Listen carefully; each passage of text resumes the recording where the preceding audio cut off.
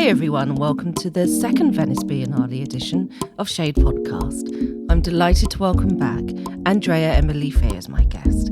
Aindrea is a curator and art historian of modern and contemporary art, whose practice specialises in colonial and decolonial African histories and the politics of representation. Aindrea is curating the Nigeria Pavilion at this year's Venice Biennale, which sees the country participating in the festival for the second time. The pavilion will show projects made in collaboration with the Museum of West African Art, where Aindrea is also a curator. And today we'll be getting an exciting introduction into the Nigeria Pavilion in Venice and hearing a bit more about the artists, their works, and the curatorial thinking behind this year's exhibition. So I think that it's worth kind of maybe zooming a little bit back to last year and thinking about how to represent a nation and what that really means. It's not often that you're presented with a theme or a thematic directive, which is so closely based on nationhood.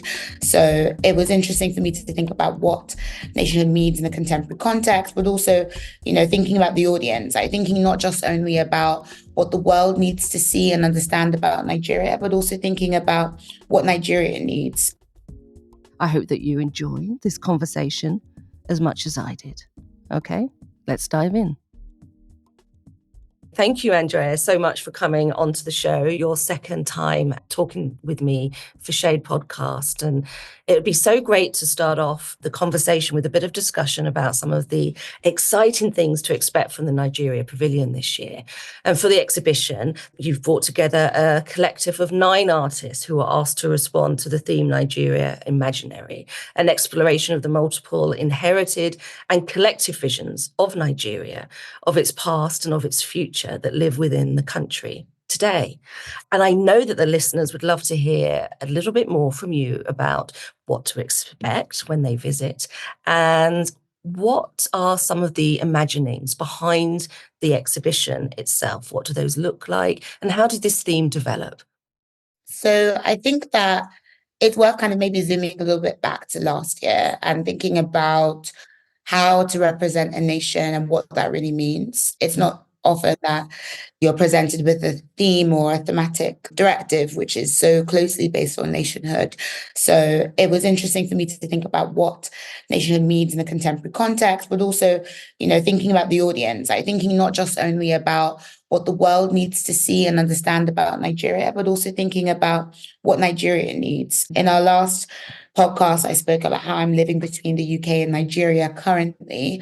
And I think that because a lot of my time forming this exhibition was actually done whilst I was in Nigeria last year, there was a lot of direct context, which allowed me to shape the concept in a more authentic way. I think that, at that time, we were very much in the midst of a new administration. We had a recent election. And so when that happens, there's always a sense of debate and understanding about, what this new chapter can be. And I started to think about what other times this sort of state of imagining or optimism was existing in history and how that could be evoked through the different lenses of these artists. So all the artists are responding to different moments in their personal memory of Nigeria or collective cultural histories as well. But then in doing that and looking back, they're also looking forward and exploring the new imaginaries for Nigeria and imagining, the roads not taken, but also, the Nigeria that could have been, but still can be. So in many ways, it becomes a manifesto for the future. Each artwork or each artist maybe being one point of that manifesto. And it allows people to dream with us and not be so rested on trying to catch up in the many, many decades of Nigerian art history that the world really doesn't know yet, but focus also on how looking back can reveal things about how we could move forward. And I'd love to hear more about some of the work on display. And I know that Onyeka Igwe, a film and installation artist, will extend her contemplation of colonial legacies through a 3-part audiovisual series, which is set to speak to the relationship between Britain and Nigeria.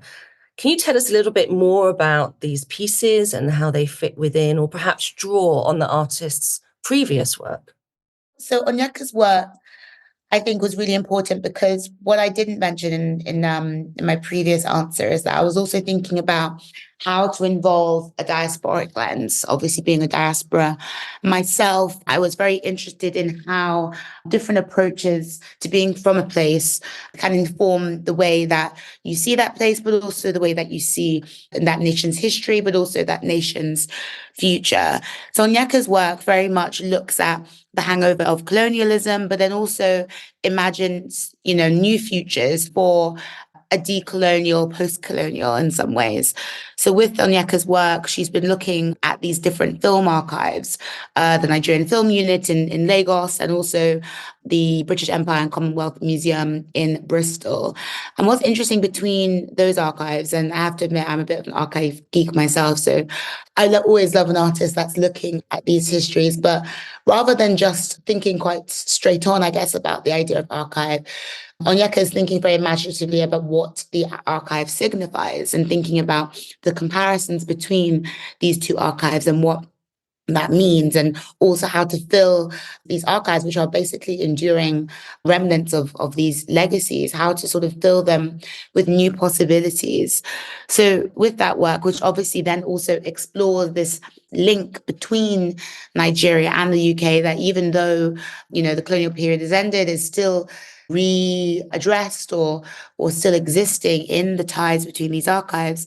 She's imagining new futures for the way, obviously, I guess, that we talk about colonialism, but also in the way that we speak about history, and trying to, in some ways, divorce from or regress from the idea of just speaking about this period in colonial lens or colonial framework, but also trying to understand how this different gaze on the history of Nigeria can enable a new future for the nation. So Onyeka is doing this by way of film. There's an incredible film work, and also through sound. So she's been working with a new personal archive, a personal archive of sounds, which have been collected over the last few years from different places in Nigeria, as well as the UK, and as well as feeding in some archival sounds from Nigeria that have been found to really just create, I guess, in some ways, a sonic shadow that could fill this archive and could be a new way of imagining the way that we deal with these legacies. I'm going to share, hopefully we can have some images that we can share with the audience once the exhibition launches, but that just sounds absolutely fascinating, and it's going to have a life, way beyond Biennale. And before we go, I'd just love to get a sense of how you're feeling at this particular point with Biennale just around the corner. What are some of your hopes for the impact and the legacy of this particular project of yours? Yeah, I mean, it's really interesting now that the pavilion and the Biennale is very close to opening. So at the time of this recording, we are under a month away. So things are definitely heating up. I think I'm really interested in the way that this is unraveled. I think that what I've loved about this process is that by involving so many different artists and different points of view, it really has created and I think will prove just how layered and diverse Nigeria is, and how much story has been overlooked, and how much potential really hasn't been harnessed or hasn't been considered. I think a lot about the lack of representation of African pavilions in Venice, and I think about reasons why, and I think about why it's important to show. But then I also think very strongly about what this pavilion can do for Nigerians. I mean, it's great to show art to the world and to really, expand the way that people see things. But I've been thinking very meaningfully about what it will mean when it tours back, because I'll be touring the pavilion back to Nigeria.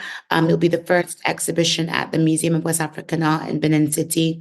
And I think that it's exciting because often when we present at these great global stages, I think that the countries that the pavilions are for sometimes left out of the conversation. And I think one of the great successes, or I hope for this pavilion, will be a connectivity with our local audiences back at home. These audiences that haven't been able to see our leading artists from Nigeria because they're not often shown in Nigeria. They can't just get visas to come to Venice or to go to the UK to see, the great shows from the artists, from Nigerian artists. And I think touring it back will be really, really important for galvanizing the artistic landscape, but also hopefully it will signal that it's amazing and important to do shows about African artists abroad, but the real, I guess, activation and meaning comes when it is done in connection or in tandem with these audiences, and showing how they can be meaningful in both places. So I really tried to think about both audiences as the show was progressing, in some ways also bringing some of the actual voices of everyday Nigerians into the pavilion to just kind of prove that the imaginary is a collective experience. It's made up of many, many different imaginaries that are, seated in the hearts of the many, many hundreds of millions of Nigerians that exist in Nigeria and in the diaspora. So hopefully it's a symbol of what's possible and what's to come. And hopefully it's uplifting and it catalyzes new ways of thinking about the country. Thinking about what's to come is a really exciting and elevating thought. So I really look forward to seeing it. I really look forward to enjoying the responses to it. And you've got to get straight back to installation now. But thank you so much for your time and for sharing, everything about the project. Thank you so much, Aindrea. And I'll speak to you again soon. Perfect. Thank you. Thank you. Hey, it's Lou again. I hoped that you enjoyed hearing a bit more about the conceptualizations behind this year's Nigeria Pavilion at Venice, and Aindrea's hope for the exhibition's effect, as much as I did. The Venice Biennale will take place from Saturday the 20th of April this year, 2024, and the works by the artists mentioned in this episode will be available to view on the newly launched Nigerian Pavilion website. Subscribe to Shade Podcast to listen to all the episodes in this series. Also explore Shade Art Review on Substack, joining thousands of art-curious listeners like you who are discovering more about the work of visual artists from the Black diaspora. There you'll find art listings, comment, artist spotlights and guest posts, and free subscriptions are available. But for the full Shade Art Review experience, sign up today to receive 20% off your annual membership, an offer which is available for the duration of this series. This series of Shade Podcasts was produced and hosted by me, Lou Mensah, and mixed by Tess Davidson. See you next time.